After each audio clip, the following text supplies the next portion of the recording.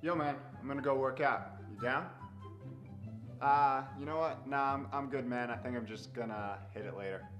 Okay, cool.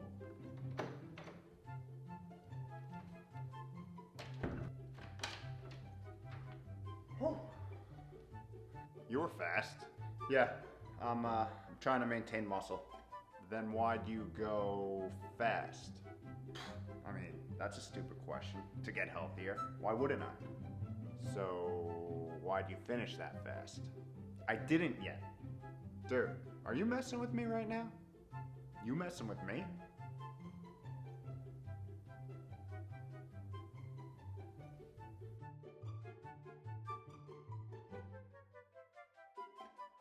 Yo, what is up? Welcome back to another week of How to Health. My name is Kevin. I run liftandbalance.com, where we take aim at all things health and do it in an odd, weird, interesting, and highly sarcastic manner.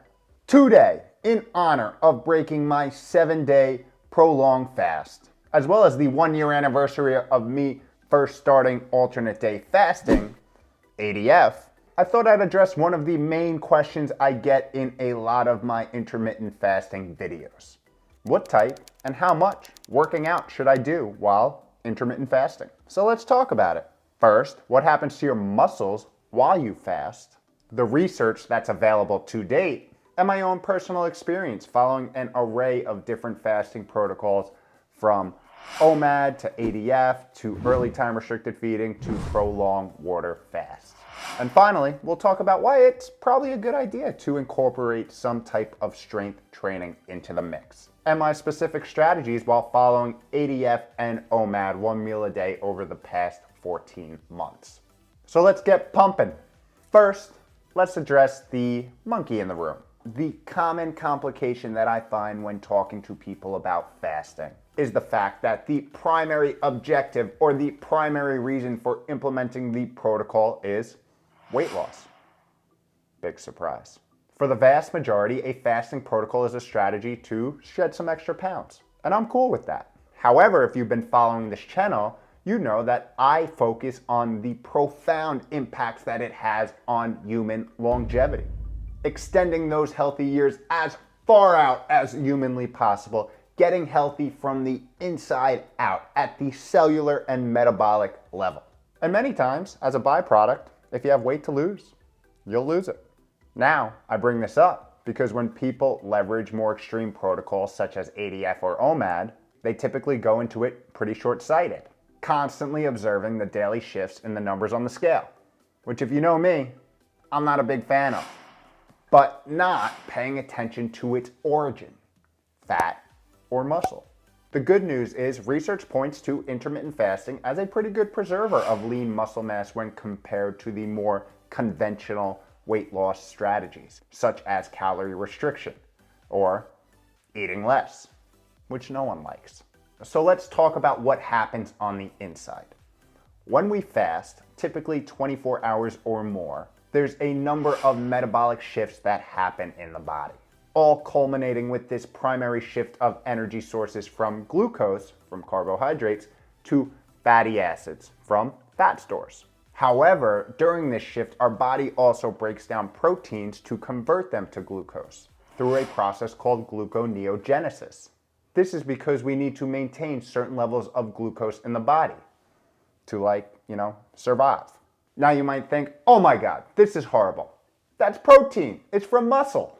Well, the research actually points out that during a longer fast, 24 hours or more, the body actually prefers to leverage recycled protein from other places, such as intestinal cells and the skin, which is good. But like everything else, context matters.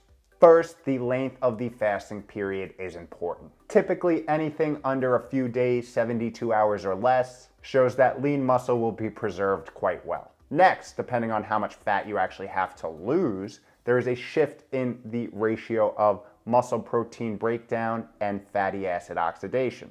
Data from research shows that during prolonged fasting, obese participants burn 2 to 3 times less protein compared to lean subjects. And this makes sense. If people have fat to burn, the body's going to prioritize it. But if there's less fat to burn, the body will rely more on protein. Also, research on the topic suggests that during prolonged fasting, fat oxidation accounts for 94% of energy expenditure in obese subjects, compared to 78% in lean subjects. And guess what counts for the rest? Protein oxidation. See? Context matters. No two people are the same.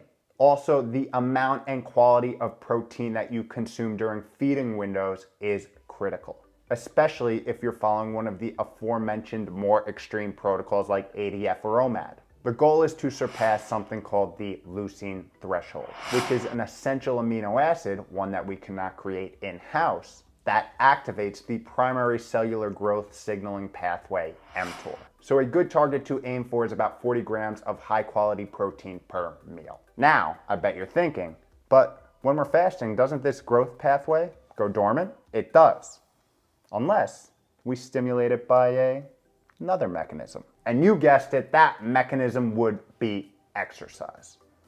Cardio to an extent, but mainly strength training. The goal here is to have muscle protein synthesis outweigh muscle protein breakdown. And when you exercise, fasted or not, you activate mTOR and cellular growth. The body will source those recycled proteins and do what it does best. Put itself in the best position for survival. And lean muscle mass is good for survival. So although the data looks pretty good supporting our ability to maintain muscle mass during shorter protocols like ADF and OMAD, I always talk about putting yourself in the best position to be successful. And working out during a fasting protocol will do just that. Now, as always, you need to listen to your body and adjust accordingly, especially if you are not accustomed to training, fasting, or both. And remember, slow and steady, sustainable change is the best change. Take your time, you versus you against yourself. Chill out, you got this. Oh, and let's not forget one of the biggest longevity liabilities we face as we age, sarcopenia, which is the natural deterioration of our muscle starting in our mid-30s and accelerating through life. That is, unless you work them out. And that's why, in my eyes, with longevity in mind, having a strength training regimen while fasting is even more important. I mean, we all want to be dancing at our great-great-grandkids' weddings, right? Now, with all this being said, it's time to adjust your habits to align with your goals. If you're lean and you want to maintain or build muscle mass, honing in on training and protein consumption is key. However, if you're overweight and looking to lose fat, fasting is a powerful tool. A tool that will only be accelerated by incorporating some sort of strength training into the mix. So here's what I've personally done when it comes to OMAD, ADF, and prolonged fasting. And spoiler alert, I train. Not only to maintain and build muscle mass, but because those endorphins just make you feel great.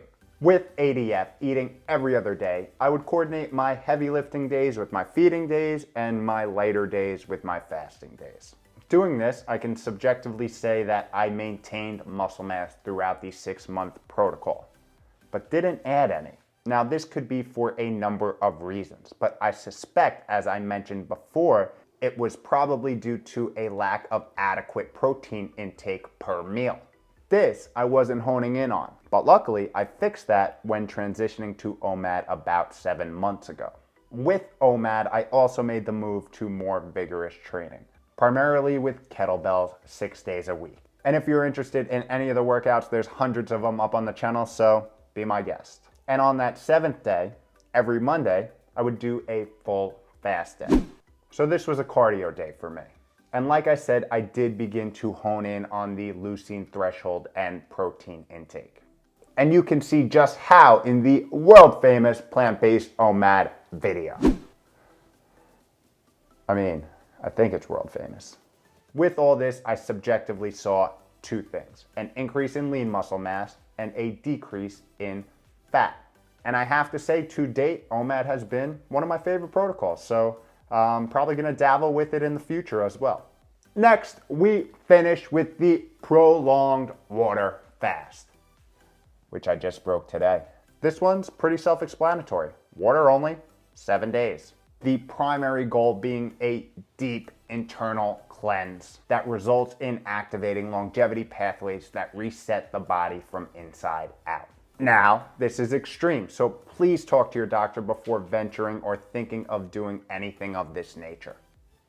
Cool. My strategy here was simple. Maintain, maintain, maintain. And I did this by strength training every single day. As a result, it subjectively looks like I maintain most of my lean body mass while primarily utilizing fat stores for energy. This is a situation where you really need to listen to your body. I clearly remember getting a little dizzy while working out a few days into my first prolonged fast. Pro tip, cut your losses and live to see another day. And if you train half the days that you're fasting, you should be in a pretty good place as it pertains to preserving muscle mass.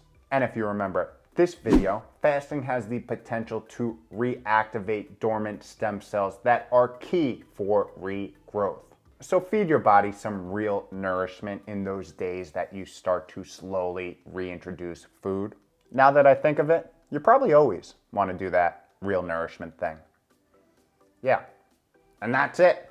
That's what I got. As always, I love to hear your experiences, so drop a comment, question, or any random thought down below. And I think I'm gonna go take my own advice and do that whole real nourishment thing for my fast break. So, peace.